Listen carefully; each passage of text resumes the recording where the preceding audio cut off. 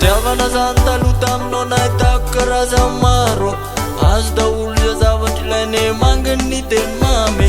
Tsy misy miala eo mandrakizay zany atsika no tariketra. Ozinao hoe tikanao arenany atsika mifetra. Adiniko anefa nampandre hoe zany e olo mantra. Fantatro anefa zany zao de io enao fangavy. Zao ny atsika fa rava tanteraka rava daholony zava-dretra. Rava levady hoe tikanao arenany atsika mifetra.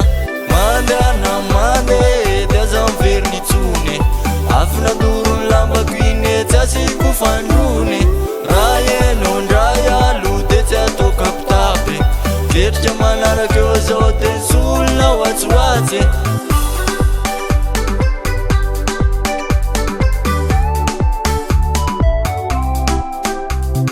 Fiainana ambony tany ty e de natao hitsikiny. Fampiarana taminao fahasambarana lasa fijaliana. Lanitra na de nay no mange lasa mivadika raha ho maity. Lay fitiavana saika mame lasa mivadika taona faity. Salany akopopy nefa enao lasa tsy nampandre. Sarotra ihany no nanadine nefa tsy maintsy nataoko e. Tsofoko rano enao e de tohizony lalanao. Aza mierika itsony mba hiatana ny solonao. Mandeha na mandeha de aza mivery ny tsony. Afina dorony lambako iny tsy asiko fandrony. Raha eno ndray alo de tsy atao kapitapy. Ketrika manaraka eo zao de solona hoatsoatsy. Zaza miketrika kie ary mety molo tafa ihany. Aleo avinao tity vola io zao ny tena mampanahy. Mety jalijaly be enao ary hitatomany.